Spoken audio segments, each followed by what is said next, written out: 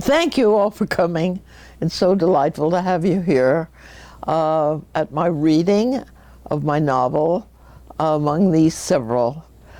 It's about 4 people, each living in an apartment in a fourplex here in Santa Monica, and deals with their separate lives as well as how they become a small community.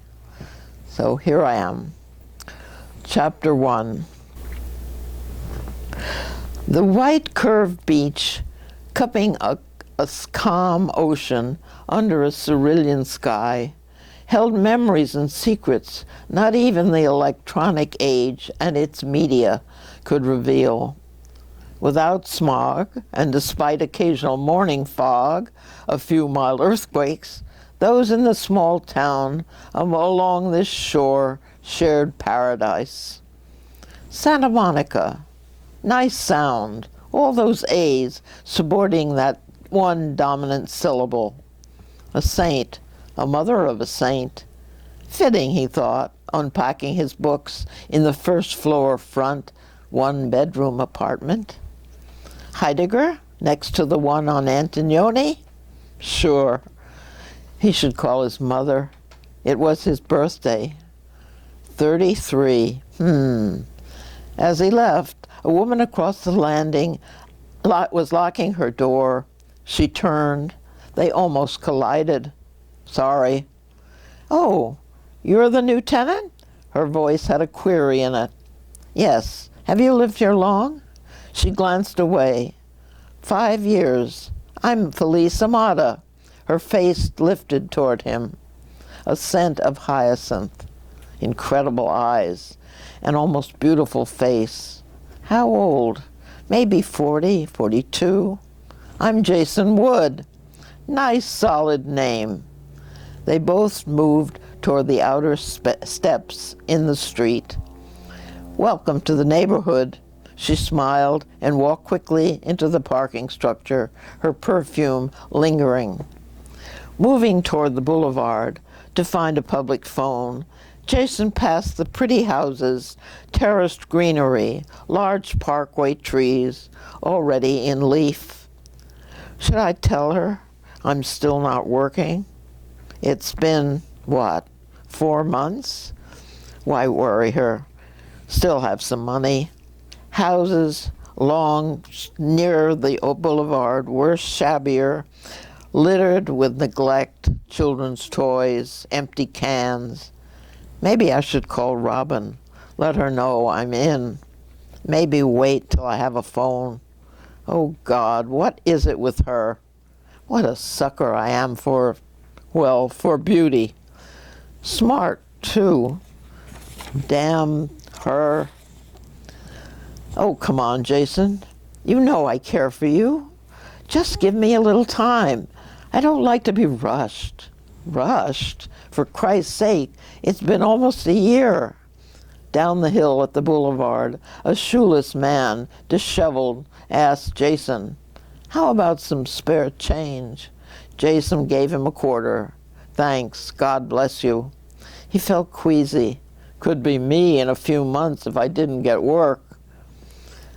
Hello, Mom. Yes, I know.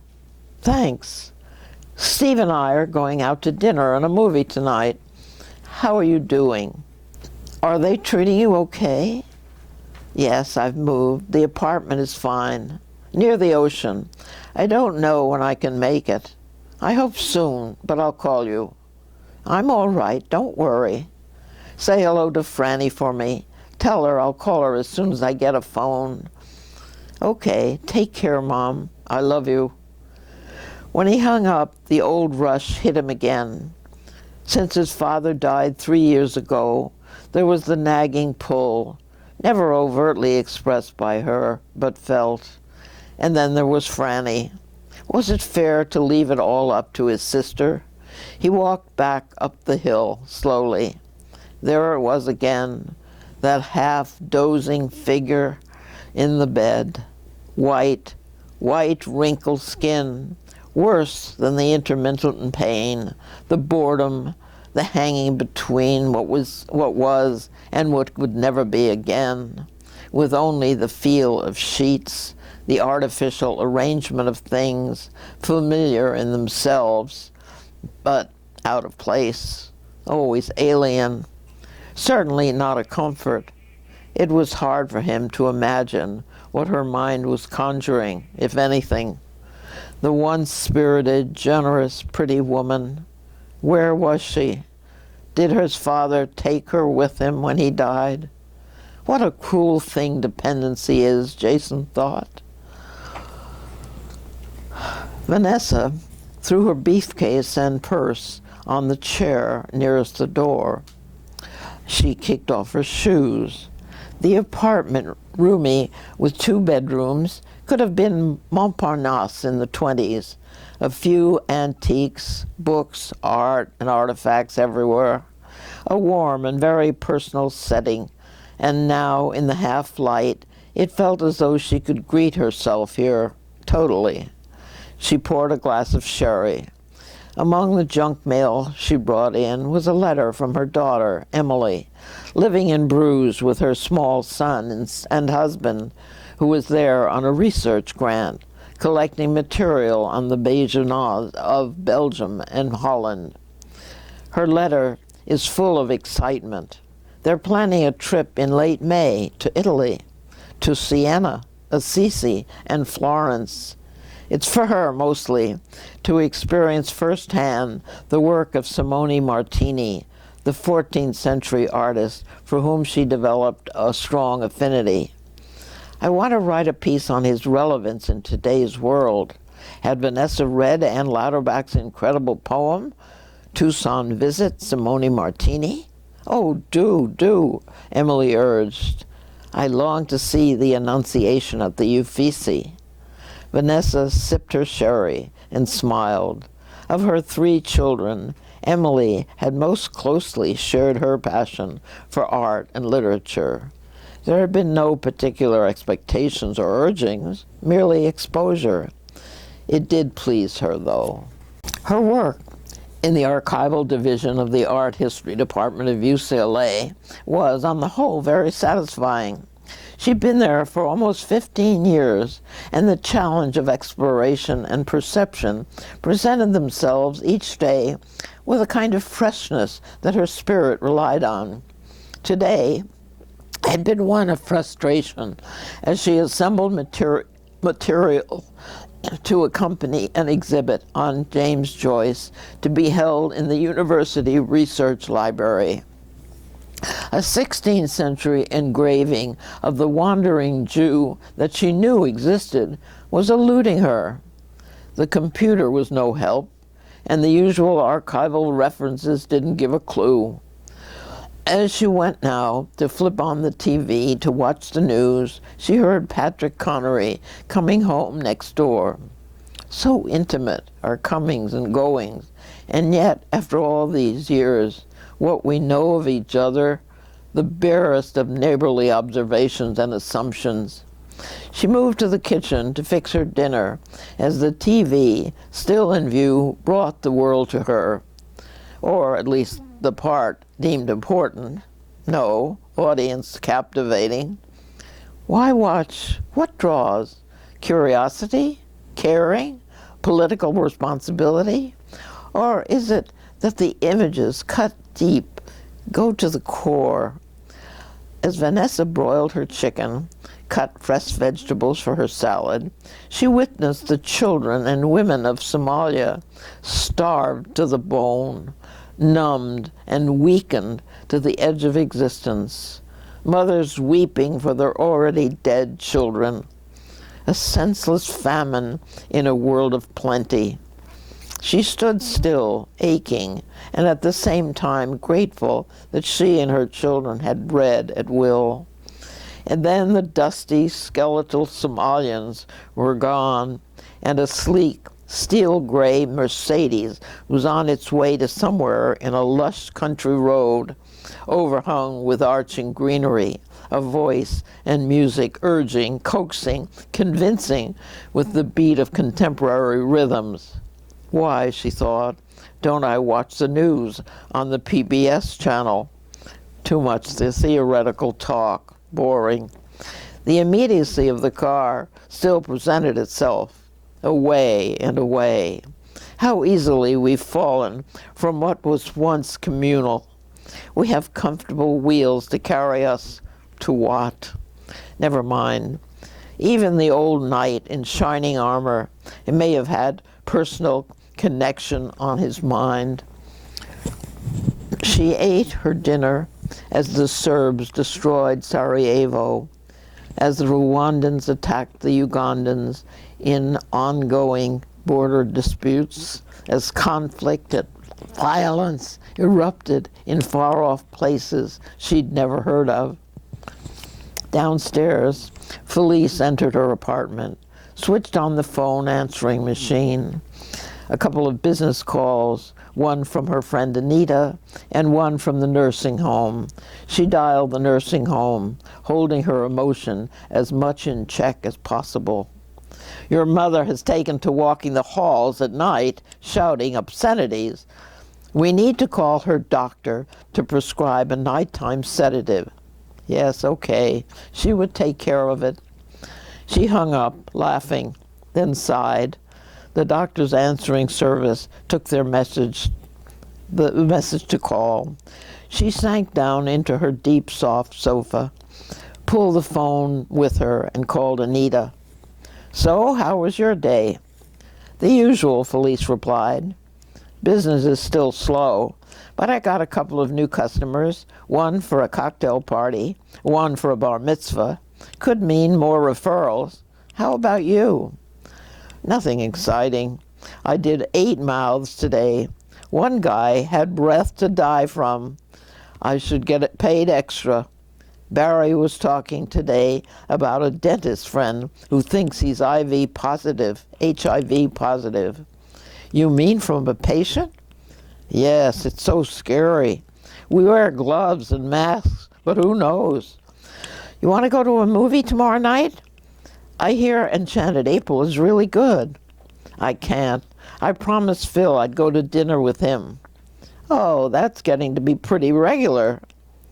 I like him. He's really intelligent. Not like most of all the assholes around. We talk. He reads a lot. Has interesting ideas. I'm not in love with him. He's not Gerald. No, he's not Gerald. In the upstairs corner right apartment, Patrick Connery had poured himself a large Irish whiskey over ice, flipped on the TV. The phone rang. He went to pick it up, glass in hand.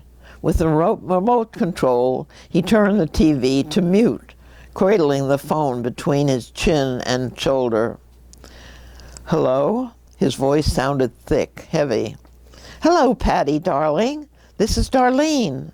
I'm afraid I have no bad news for tonight. What do you mean? I'm sorry, baby. I can't make it. My boss came back early from out of town and wants me to work. Call me. We'll make it soon, okay? No, not okay. He hung up. Out of the flood of feelings, anger was the only clearly identifiable one. Bitch. Well, hell, what do you expect? An easy lay always has its risks. Anger slid into self-deprecation. He finished his drink, poured another. Images of the world's killings, grievances, negotiations continued on the TV, mutely. A pile of books tipped over as he walked back to the deep chair in front of the television.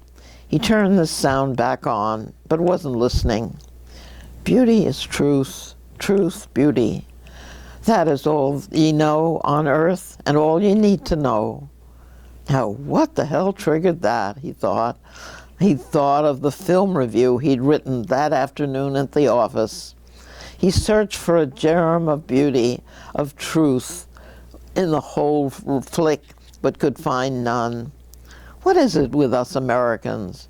Out of every 10 movies, we make it lucky if one has any visual or intellectual integrity.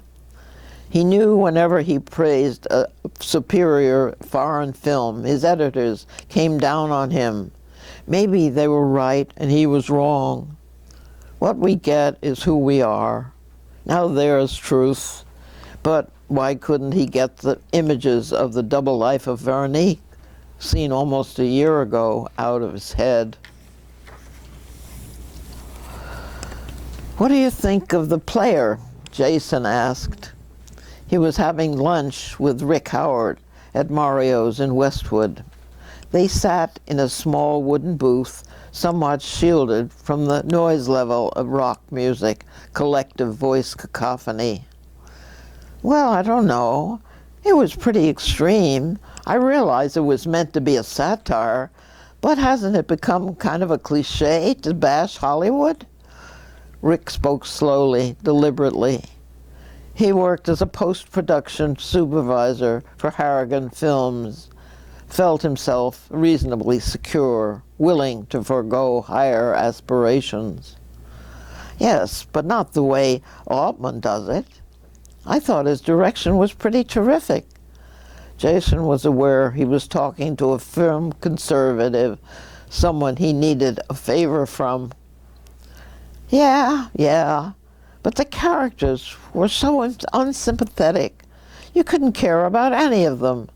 Rick shook his head. Oh, come on, Rick. You don't always have to like every character in a film, but you want them to be interesting and believable. Jason knew he couldn't use what Hollywood had come to label the A word. Art was a no-no, so he switched to safer ground. What do you hear from Stanley? He's working on an Alan Zimmer film at Optech. I think he's looking for an editor. Are you interested? Jason paused, giving it the timing he thought would be just right. Well, yeah, I could be. Shall I call him, or will you? You know him better than I do. Do you think you can handle it? I don't want to go out on a limb. Jason understood this back off. There was a bit of jealousy in it. I may be a little rusty, but it'll come back. Don't worry. Okay, I'll call him. As Jason drove home, his apprehension grew. He really needed this job.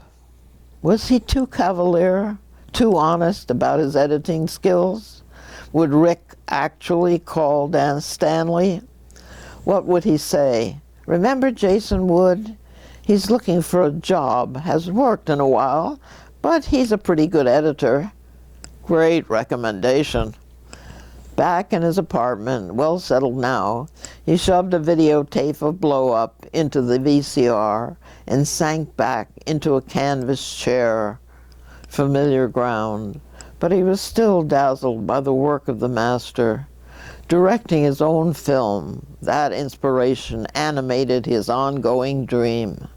He felt the impulse to call Robin, but checked it. She's probably working, and besides, she's heard it all before. He turned off the VCR, heard footsteps above. What's Vanessa doing home at this hour? He wondered. Over the past weeks, they'd had several friendlier contacts than at first. He liked her intelligent reserve, her elegance. April 29, 1992. Who could believe the events of this day, especially those living removed on the west side of L.A.? Felice knocked on Jason's door. She was holding some foil-covered plates, leftovers from a catering order that day. She'd offered them to Jason, who welcomed them and invited her in. Food, especially good food, had been very sparse of late. He was still waiting to hear from Rick about their mutual friend, Stanley Fisher. They sat at the small blonde wood table as Jason ate appreciatively. She had eaten, she said. He spoke of the long, dry spell between jobs and his discouragement. She commiserated, listened. I don't know how you hang in, Jason. My business has its fluctuations. It's pretty slow these days, but there's some consistency, and I can depend on. There it was again, the need to defend, to convince, not just another person, but himself as well. Here was this beautiful, generous woman, creative in her own way, but ready to urge him to the wolves. Be practical. Why live from hand to mouth? What for? How could he justify it? But more important, why did he need to? He was terrified that something in him was disappearing, something he'd always valued, something he'd always needed to answer to. It had seemed solid, immutable. Was that illusion? Even the thought of that filled him with dread. It isn't easy, Felice, but if I give up, if I stop believing I can. He paused, his fork in midair. Well, I can do something unique or original. I can do something unique, original in film, write, direct, make art. Does that sound pretentious? Anyway, if I give up, I have this sense of being swallowed by the heart of darkness, some black Conradian jungle, lost forever. It almost makes me jealous. I wish I had some all-consuming talent, and yet it scares me silly. Me too, Jason laughed. God, this food is wonderful. If that isn't a talent. He glanced at the clock. 7 p.m. Do you mind if I turn on the news, Felice? I heard something on my car radio this afternoon about the Rodney King verdict. Yeah, I heard something too. She leaned forward as the television image slowly appeared. A man was being beaten at an intersection, apparently pulled from his truck. The announcer was excitedly describing the scene as part of a general reaction in Hyde Park, Florence, and Normandy sections of the city, where African Americans were responding violently to the King verdict. Now the videotape of the Rodney King beating by the police was being shown. The officers on trial in an all-white suburban community in Simi Valley had been vindicated. I'm going to go down there, Jason said, jumping up. You're crazy, Jason. There's mayhem down there. What can you do anyway? Felice was standing, agitated. I want to take pictures, my kind, and I want to be down there where it's happening. Can't avoid it. What the hell? Jason went to get his camera. Then I'm going with you. Oh, no. Now who's being crazy? Jason looked at her directly. If you won't tape me, I'll go on my own. You're right. We can't avoid it. Oh, for Christ's sake. Who do you think you are, Joan of Arc? And you're Sir Galahad, I suppose? The tension broke with laughter. Okay. You better get a sweater or a jacket. Yes, be right with you.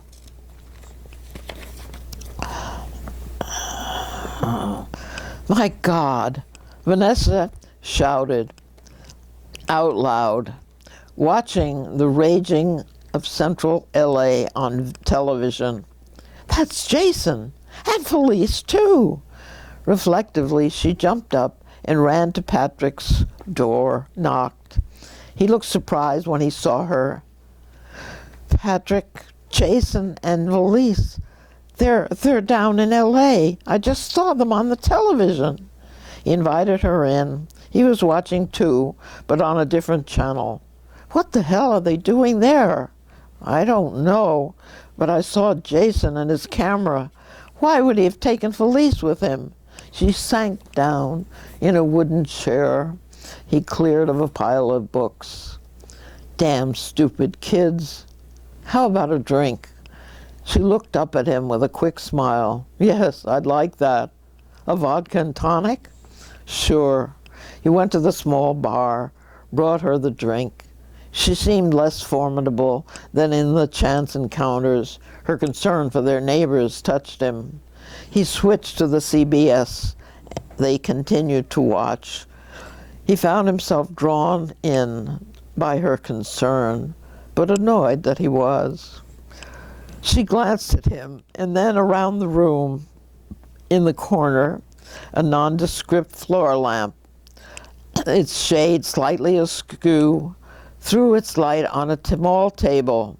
A figure she recognized as the Sumerian stood on the table, half-shadowed, in among the profusion of books and papers, the ancient clay figure about 20 inches high, his enormous round eyes all-seeing, his thick black beard adding further to his authoritative presence. Oh, an involuntary cry from Vanessa.